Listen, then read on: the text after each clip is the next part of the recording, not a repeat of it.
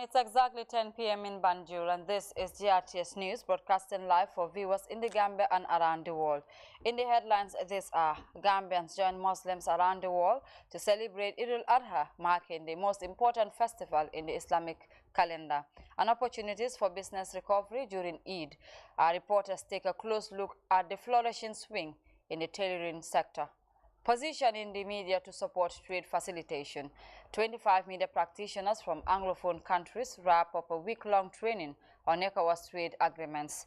Away from home, the Sri Lankan opposition aims to install new unity government after protests forced the country's president to quit. And Ukrainian officials say 10 people were killed and more injured in a Russian airstrike on an apartment building in eastern Donetsk. Well, that's the top of the news this hour, and much more coming ahead. With me, Aissatou Keita.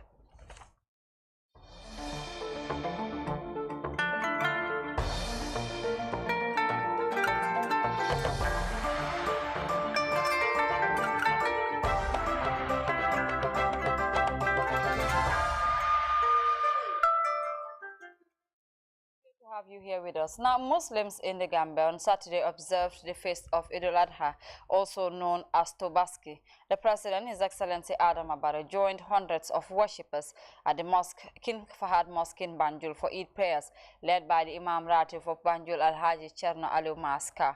Hundreds of faithfuls also converge at the Grand Praying Ground in Brikama in observance of Eid-ul-Adha, a day Muslims reflect on the great sacrifice made by Prophet Ibrahim. West Coast Imam Ratib Toure urged Muslims to use the day to strengthen their faith in Allah. In observance of the day, hundreds of Ahmadiyya Muslims also converged for Eid prayers at Talindin Mosque, where messages of peace, compassion, tolerance, and faith, as exemplified by Prophet Ibrahim, were sounded. Well, let's stay with the Eid festival, because businesses is witnessing rather steady recovery with an optimistic boom as Gambians enjoy the Tobaski holiday with friends and family. It's all happening in fashion, cosmetics, and tailoring, with makeup artists and hairdressers receiving floats of orders as people change their wardrobes to welcome Eid-ul-Adha. Khadija Jallo takes a closer look. Eid-ul-Adha, locally known as Tobaski, is another feast in the Muslim calendar that tailoring businesses look lucrative. Men, women, girls, and boys all want to be smart looking on this day. Visiting this tailoring shop in Churchilltown, the tailors we spoke to said this year's business is not as usual, but thank God they are trying their best to ensure their customers' outfits are ready in time. They further lamented their challenge caused by erratic electricity. To overcome that, many resort to using standby generator at this period. The fuel pump is experiencing hike in price. As the Tobaski day gets closer, this tailoring shop, like many others, operates day and night, showing different styles of outfits according to the taste of their customers. Khadija Jallo, reporting for GRTS News.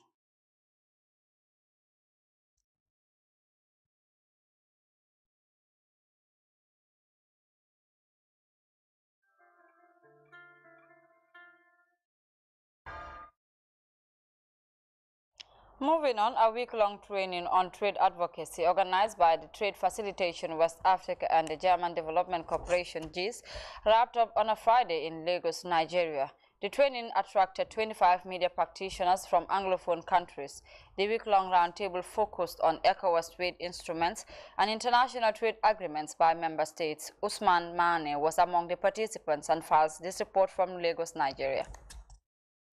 Survey analysis conducted by the ECOWAS, according to senior commission officials, say only 14% of community citizens are aware of ECOWAS program activities in the sub-region. Trade and trade-related services are among the elements that suffer visibility on media platforms. Salifu Chekno Kamara is from Sierra Leone.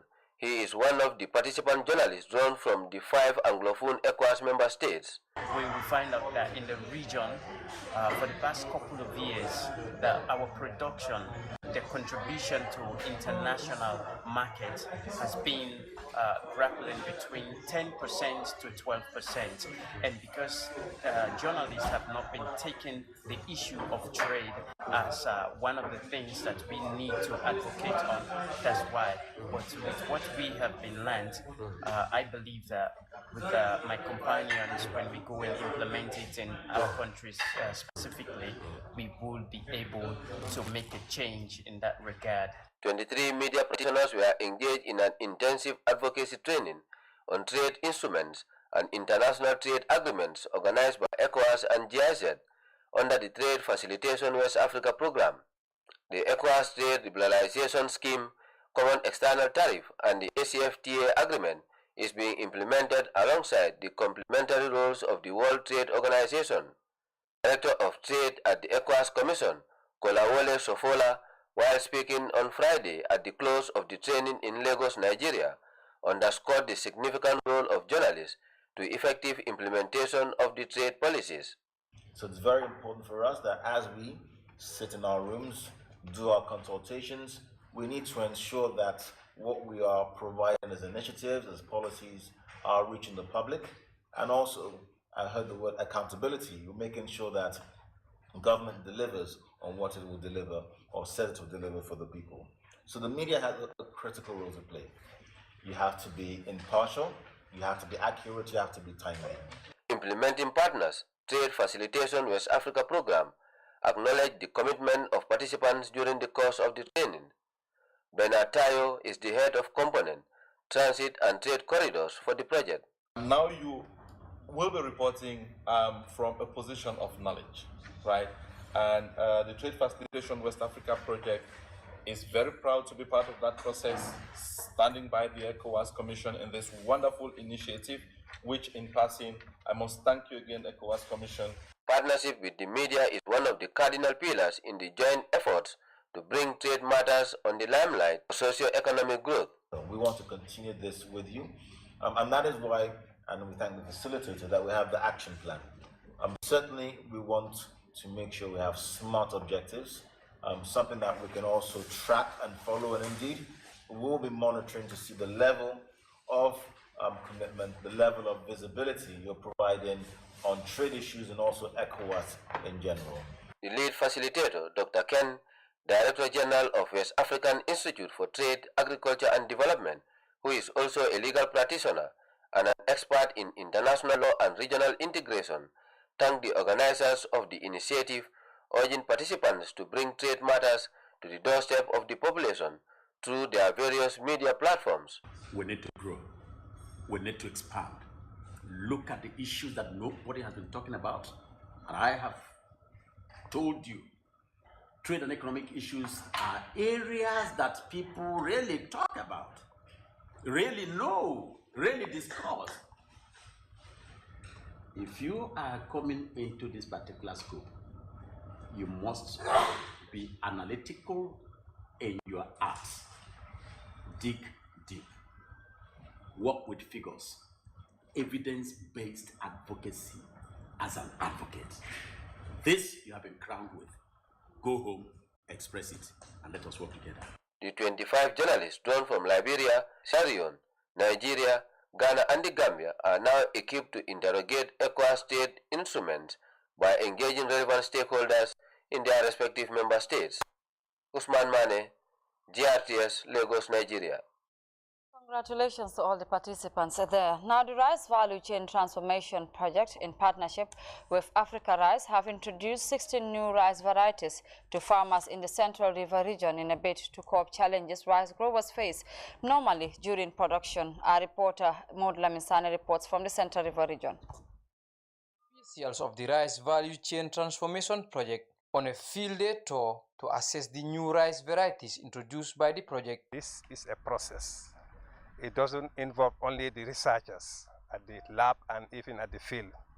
That's why the farmers are invited to observe and make their comments and share knowledge on best practices so that that can be incorporated into the whole research results. And that shows that the commitment, the level of commitment of all the institutions partnering into this. The climate-smart varieties put on trial by the National Agriculture Research Institute through the project aim to boost rice production with high-yielding varieties. There are a lot of areas which are affected by salt. So if we sit down, we don't do anything to be able to address that problem, then there are several rice farmers who will not be able to continue with rice production. So that's why the project deemed it necessary to collaborate with NARI and Africa Rice to introduce rice varieties that are tolerant to salt. So those salt-tolerant varieties are among the 16 varieties that we are showcasing here today. And not only that, there are also varieties among these 16 varieties that are also tolerant to coal. A special field demonstration featured a display of other new varieties brought from the Korea Africa Food Agriculture Corporation initiative with support from the Office of the President. They've sent to NARI 100 lines of varieties that are coming from Kafasi. And these are very high-yielding rice varieties, which have the capability of going up to 10 tons per hectare. So it's not every rice that can be able to get there. So it's for the first time. So what we've conducted is to start with what we call an observational nursery, because it has never been planted into this country. So it's happening for the first time. So we have to observe to even see whether these varieties will perform or not. The idea here is to enhance productivity in the rice production and value chain, helping government to close the gap in rice importation. Field activities like this avails implementers the opportunity to obtain vital information on the progress of newly introduced rice varieties. Mood Lamin Sane reporting for GRT's News from the Central River region.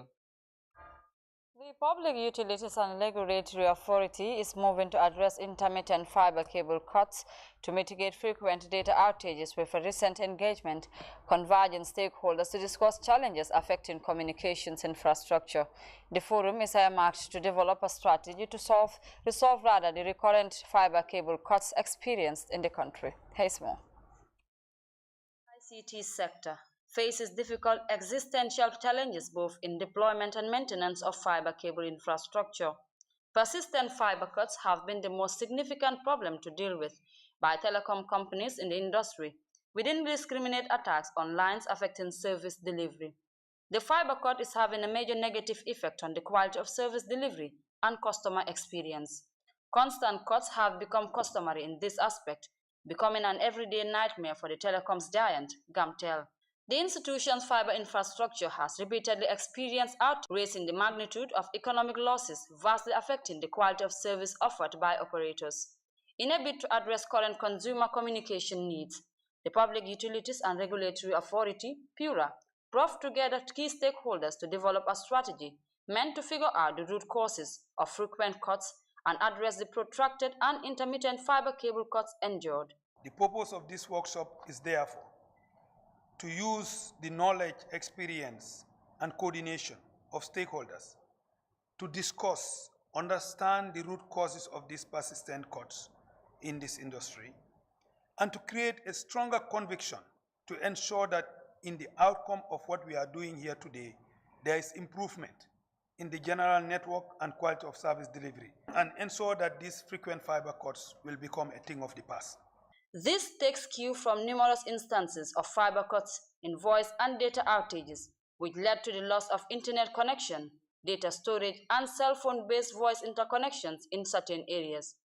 Constant fiber optic outages isolate people by slowing telecommunications and work-related activities that effectively derail businesses and development. Viable access to communication services is a lifesaver, especially during emergencies. The outages that have been experienced as far as our projects are concerned are not intentional. They are not sabotage. I think that is one of the questions that Mr. Jata asked. I want to be on record to say it is not sabotage. In fact, we have put in place measures to ensure there is high-level coordination between and among all stakeholders that are affected by our projects. I want to point out that Gamtel, NAWEC, and all other public utility service providers participate in our process from the planning stage all the way to the execution. We have several committees to ensure there is coordination and communication between all stakeholders, and one of them is the Road Reserve Committee. GAMTEL is represented, the NRA is represented, the municipal councils are represented, NAWEC is represented, all other stakeholders that have a stake in what we are doing are represented. The convergence has been hailed as highly timely following the embrace of technology and new policy efforts to enhance digital economy. Additionally, the workshop is timely given that the consultancy for the review of the IC Act 2009 is ongoing, thus providing the opportunity to strengthen our laws, especially those with fiber cuts or damages to critical infrastructure. Over the years, the government of the Gambia has spent significant resources on the national fiber infrastructure. Therefore, its upkeep and effective utilization should be everyone's concern. Intermittent outages are an enduring problem for one of the state-owned telecoms company, which serves as the primary provider of telecommunications networks in the Gambia. But a glimmer of hope is steadily shining as the new digital economy minister moves to provide solutions led by PIRA to finally ease the connectivity challenges faced by Gambian consumers. For GRTS News, this is Aissatou Keita. While moving on with other news from around the group, starting off with Sri Lanka, where the President and the Prime Minister of Sri Lanka are to step down over violent protests sparked by deepening economic crisis. Campaigners stormed homes of both leaders in Colombo. Opposition parties are holding talks on Sunday in the hope that a new all-unity party government can be formed. More in this DWTV report. Opposition leaders in Sri Lanka are meeting on Sunday in a bid to form a new government after the nation's president and prime minister agreed to step down following a day of mass protests and public outrage. Once again, thousands of protesters took to the streets and stormed the official residence of both leaders in protest to the deepening economic crisis. President Gotabaya Rajapaksa fled his home as demonstrators broke through the barricades, flooded the compound and swam in his swimming pool. Protesters say they won't leave until both officially step down. I am not wrong in saying that we have won this struggle today, this protester says. We got together, leaving aside all differences, and surrounded the president's house. We are expecting a statement from Mr. Gotabaya Rajapaksa to say that he has resigned.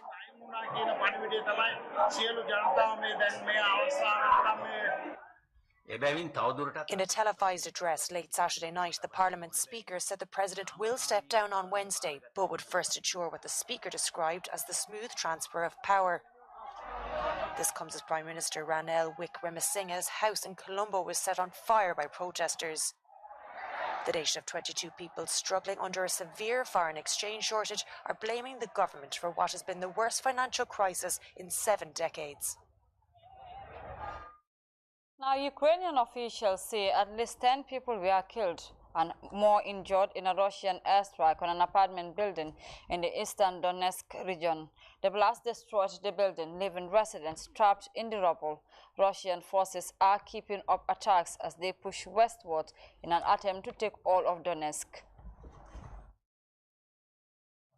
A Ukrainian serviceman returns home to find Russian shells killed his grandmother.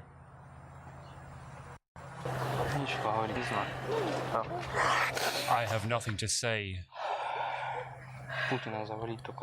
I should go and kill Putin myself. Russia's offensive on the Donetsk region is terrorizing Ukrainians who stayed behind. Retirees caught in the crossfire. My grandchildren are dear to me. One of them is 13 years old and another one is 3 months old. I ask them to leave so they don't see it at all. They ask me to leave the house and go. I say no. I grew up here and I will die here. This is my motherland. This is my town. This is mine. I will not leave it. In his nightly address, Ukrainian President Volodymyr Zelensky claimed Russian forces are attacking innocent victims on purpose.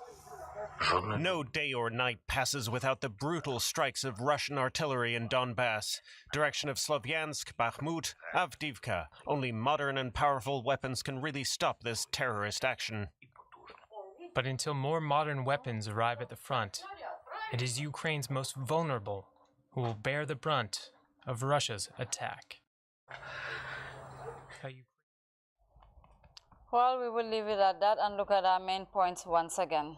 Gambians joined Muslims around the world to celebrate al-Adha on Saturday, marking the most important festival in the Islamic calendar. And opportunities for businesses recovery. Our reporters take a close look at the flourishing swing in the tailoring and cosmetics sector. Position in the media to support trade facilitation. 25 media practitioners from Anglophone countries have wrapped up a weekly training on ECOWAS trade agreements. Away from home, the Sri Lankan opposition aims to install a new unity government after protests forced the country's president to quit. And Ukrainian officials say 10 people were killed and more injured in a Russian airstrike on an apartment building in eastern Donetsk. Well, that was all we had time for in today's edition of GRTS News. From me and the entire news team, we want to thank you for the pleasure of your company, and do stay tuned to more interesting programs.